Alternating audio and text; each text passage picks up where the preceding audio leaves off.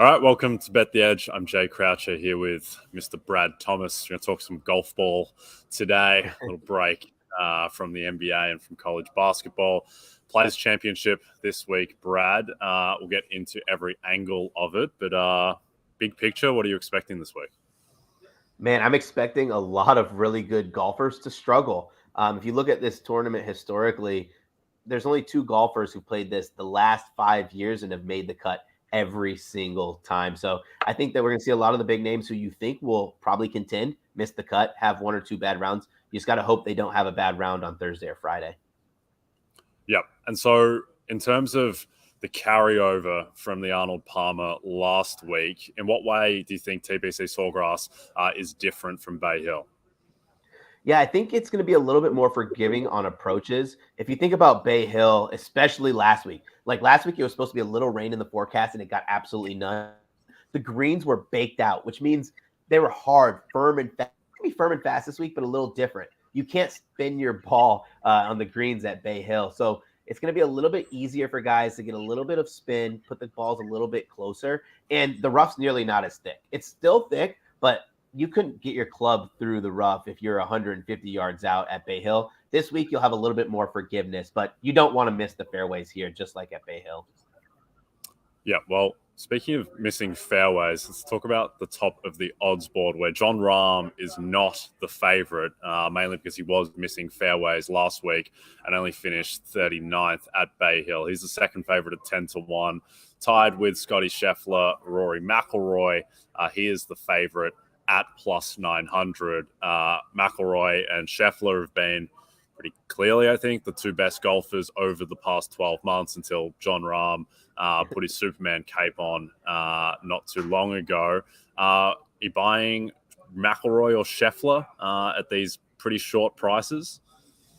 Yeah, so I do like Scottie a lot this week. Reason being is there's no real holes in his game. Week in and week out, he just goes out there, he plays very good golf, and he contends. When you talk to other fellow golfers about Scottie, they'll even say it themselves. Like, I played 18 holes with Scottie, and there wasn't one moment where I was like, man, Scottie was just pumping his ball down the middle of the fairway, or he was pinpoint accurate with his wedges. It's just he does everything so well that he always leaves himself the chance. But at 10-1 for either of these guys, 9.5-1 for Rory, it's kind of difficult to get behind. I'm a guy who believes that you want to play pricing in this game. It's so hard for these pros to win a tournament.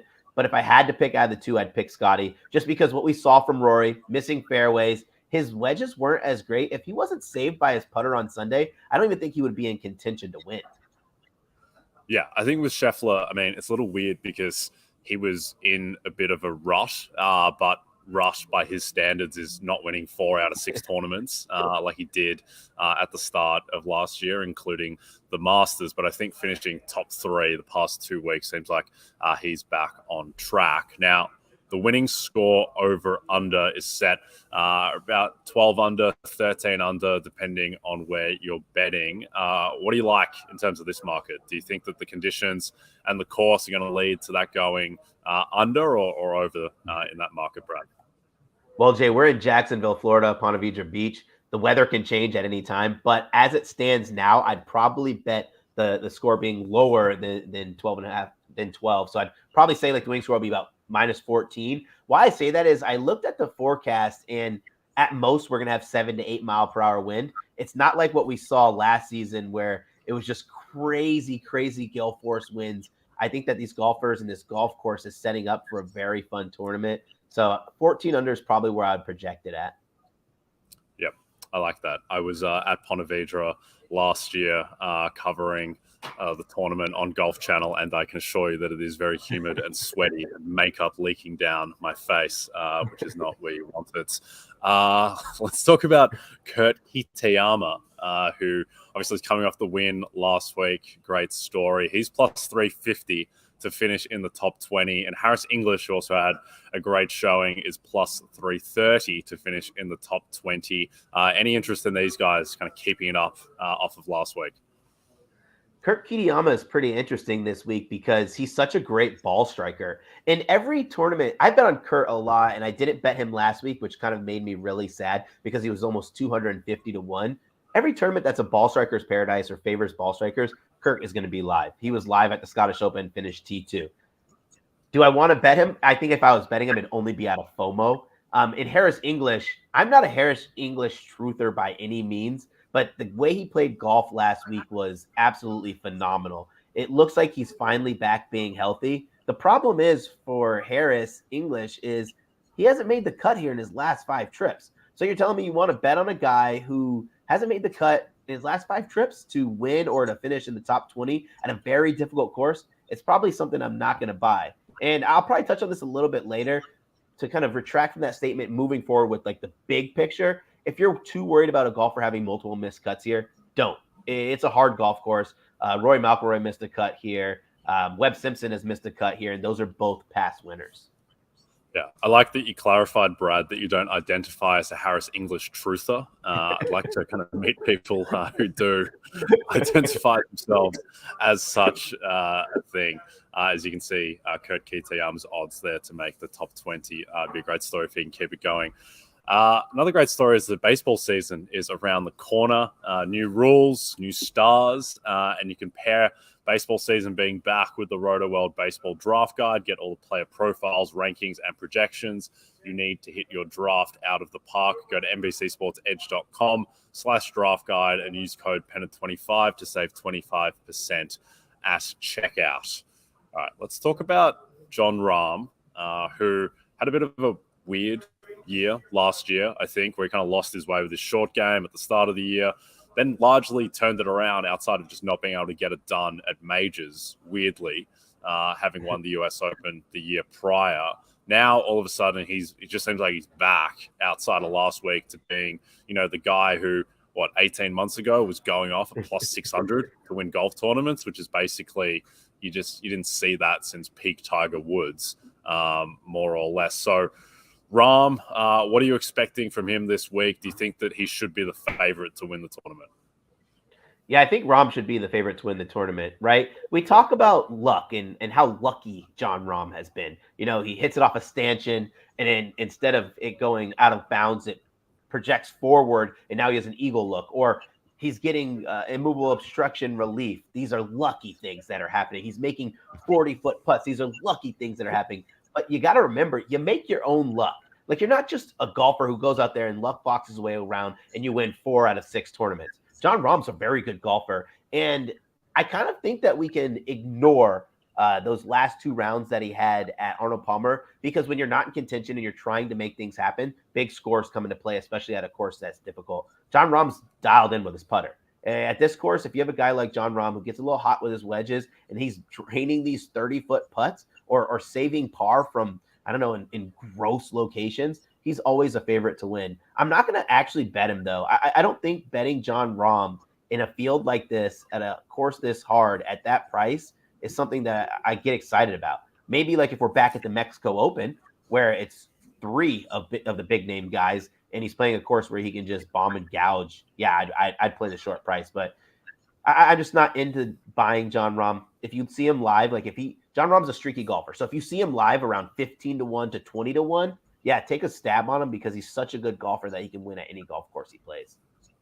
Yeah, I think it's a good rule in general in a field this loaded, in a course this difficult, to just stay away from 10-1 guys at any point to win a tournament. And so with Rahm, the one thing that I would say is that, so last week, he fell apart because of his game off the tee, just being unable to hit fairways. And when Rahm has struggled in the past, historically, particularly at the start of last season, it's because he lost his way with the putter and his short game. And the fact that that is fine, Jon Rahm isn't going to be garbage off the tee going forward. That's a pretty stable part of his game. And so I wouldn't be too concerned on that front. Would probably be a bit more concerned about Jordan Spieth, who I spent a lot of time with last week watching Full Swing and the Spieth JT episode.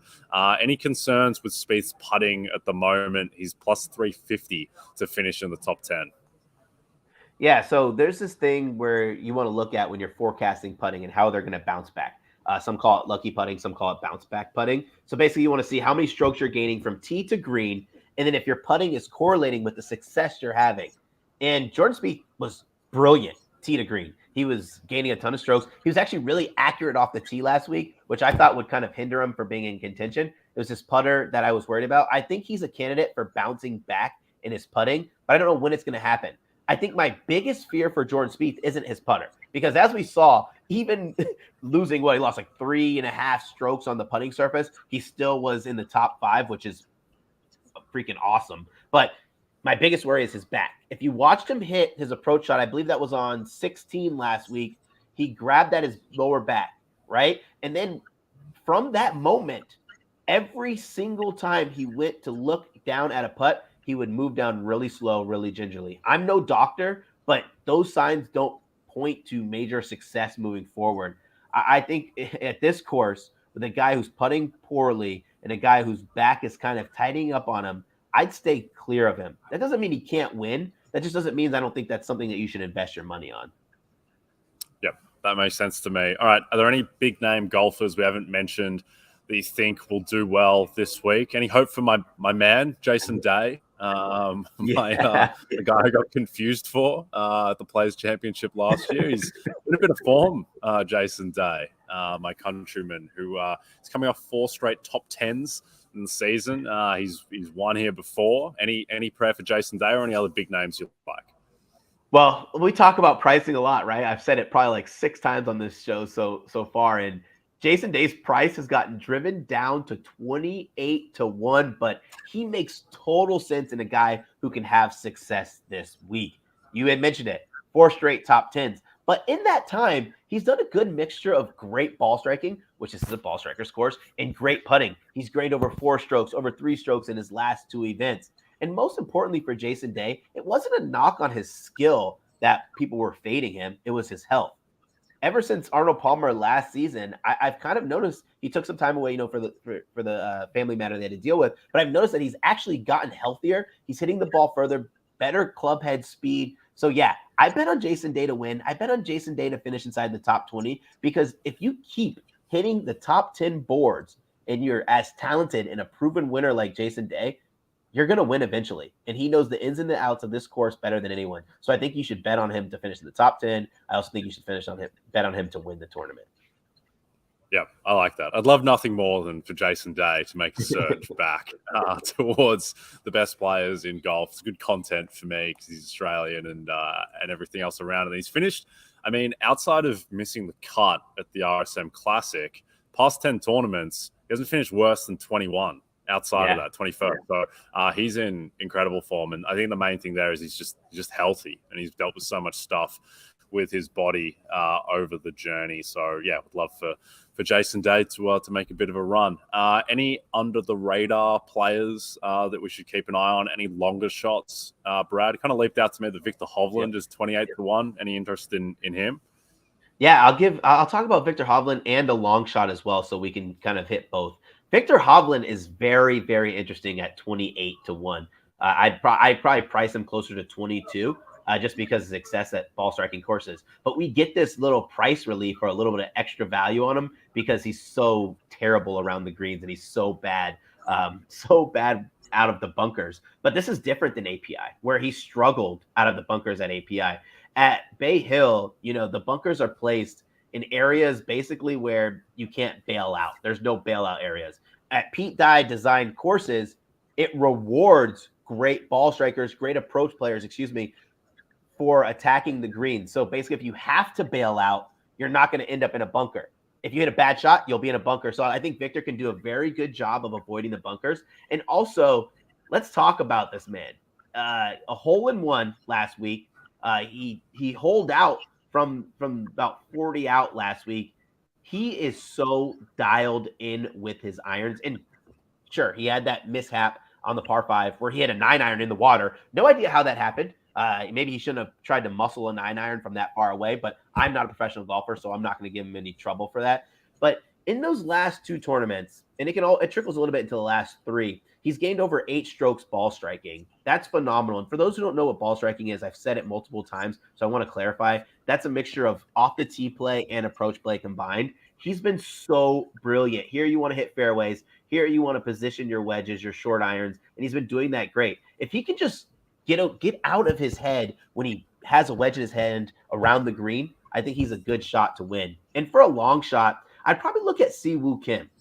He's another great ball striker. But what I love about Siwoo Kim, past winner too, is that he is a go for broke golfer, which means if he's hot and he's going for it, he's going to be very aggressive. And at a course like this, where there's going to be people who are going to make mistakes, if you have an aggressive golfer who's not afraid to lose, it gives him a good chance to win here. Siwoo Kim would be another one of those golfers who made the cut every time the last 5 events if he didn't withdraw in the last TPC. So he's a good long shot look here.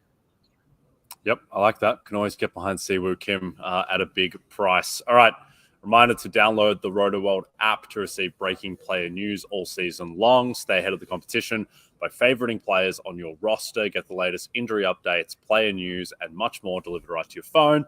It's available in the App Store today. All right, we're going to wrap up with our best bets for the Players' Championship. I'm going to go with my man Colin Morikawa to win the whole bloody thing, Brad. Okay, 25 yes. Morikawa, obviously we know his upside, and he's finished top 6 in 4 of his past 6 starts. Now, the other 2, he's missed the cut entirely, but when you're backing someone to an outright, I don't really care that much about the downside variance, just riding the upside at the price of 25 to 1. I think that it's a course that suits Morikawa. The fact that TBC Sawgrass does reward driving accuracy, and that is something that Morikawa has been excellent at his entire career.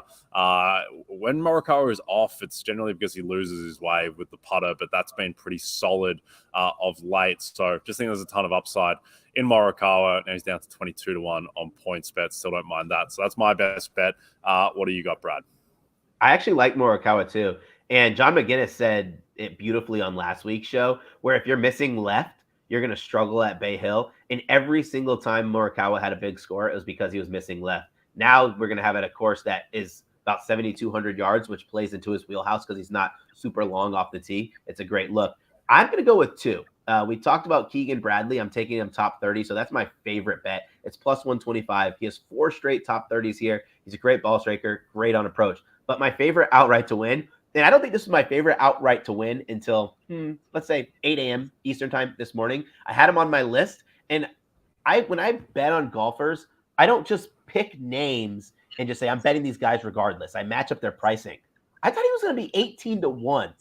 Xander Schauffele, 28 to 1, 26 to 1 in that realm, in that market, I think is a very good price. If you notice, Xander has improved week to week. And then last week, he played very, very great golf at a very difficult course, a course that might be a little bit longer than his skill set. Now he's getting back to the 72s. So any of those golfers who are averaging about 300 or less off the tee, he's probably about 306. So I'll call that 300 or less. They're a very good price here because they're accurate.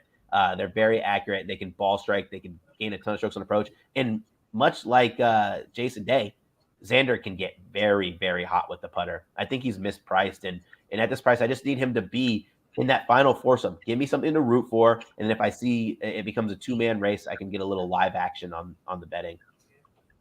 Yep, I like that. It's always jarring to see the X-Man at a big price like that. Obviously, he's got as well-rounded a game as almost anyone outside of, really, I would say, the top 3 in McIlroy, Scheffler, and Rahm, who are kind of in a class of their own at the moment. All right. Reminder, Brad, that you can watch the Players' Championship. You can watch Rory McIlroy and John Rahm and Justin Thomas. It's the best golfers in the world. Take on the 17th Island Green and go head-to-head at the Players Thursday through Sunday on NBC, Golf Channel, and Peacock. Be sure to check it out. All right, that is a wrap from us here. Don't forget to check out NBCSportsEdge.com for more information to help you with your wagers. Thanks to everyone watching on the NBC Sports YouTube channel. And if you're listening to us in podcast form, don't forget to subscribe and rate us from Jay Croucher and Brad Thomas at Mr. Brad Thomas on Twitter. We'll be back tomorrow.